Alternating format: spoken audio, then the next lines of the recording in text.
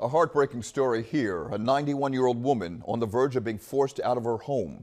She's losing it for failure to pay her taxes on time during the pandemic, despite having thousands of dollars in equity. The investigative team looked at the antiquated system of tax lien sales in Pennsylvania. Reporter Chapadelli examines the process, and while not illegal, some lawmakers label it equity theft. The family of Gloria Gaynor say their mother only has days before she'll likely be forced out of her home. What makes this case so troubling is this is a woman who had the means and intentions to pay her property taxes, but when she missed a year, investors pounced for what's anticipated to be big profits. Gloria Gaynor's mind is fading. Hang in there, Ma. Her body frail. She's confined to a bed in the living room of her Upper Darby home of nearly 25 years.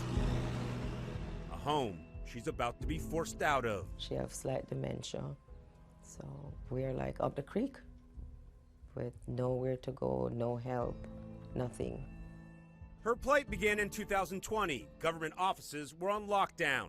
Gaynor stayed indoors and failed to pay her roughly $3,500 in property taxes. She returns in 2021 and she makes her tax payment, but that money was applied to the 2021 tax years, not the 2020, leaving essentially what I would say is a donut in her tax payment history. Real estate attorney Alexander Barth represents the family and says that donut triggered the wheels in motion to sell her tax lien. Fast forward to September of 2022, and Delaware County conducted what's called an upset sale, essentially selling her $3,500 tax debt plus fees and penalties for a little over $14,000 at auction to the CJD Group, a Lancaster-based real estate company. But in Pennsylvania, the tax debt is not just sold, but essentially the home.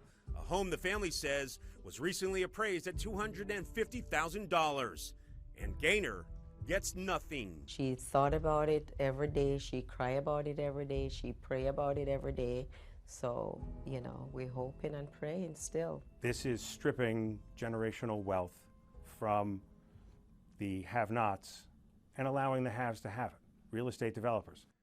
But Barth stresses CJD Group did nothing illegal. An attorney for the company said they had no comment. A Delaware County spokesperson declined an on-camera interview request, but released a statement saying the Tax Claim Bureau followed state law and sympathizes with the emotional toll on Ms. Gaynor.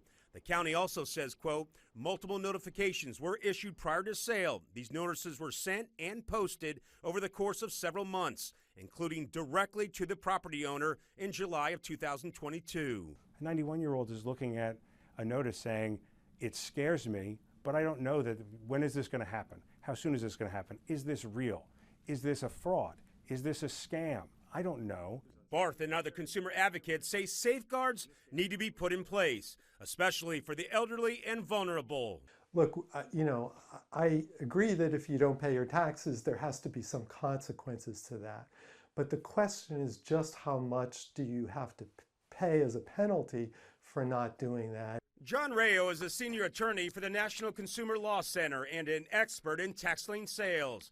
In 2023, the U.S. Supreme Court ruled it's unconstitutional for local governments to keep surplus money generated from tax lien foreclosures and considered unlawful taking without just compensation. It has spurred states to amend their tax laws. Rhode Island lawmakers recently passed a law where its housing authority has first right of refusal to purchase a tax lien. And then they have a period of several years to work with the homeowner and to try to see if there could be a resolution to the problem.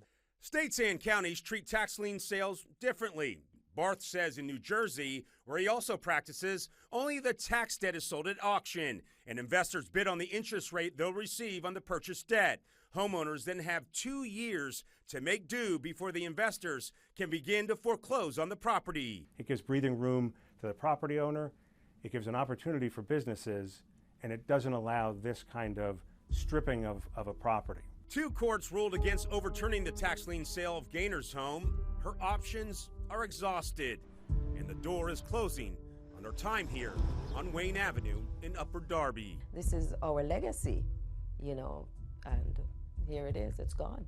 Now, Pennsylvania lawmakers are currently considering a bill that would allow delinquent property tax notices to also go to a family member or caregiver. Some advocates, though, say it doesn't go nearly as far as the Rhode Island law. I'm investigative reporter Chad Pradelli, Channel 6 Action News.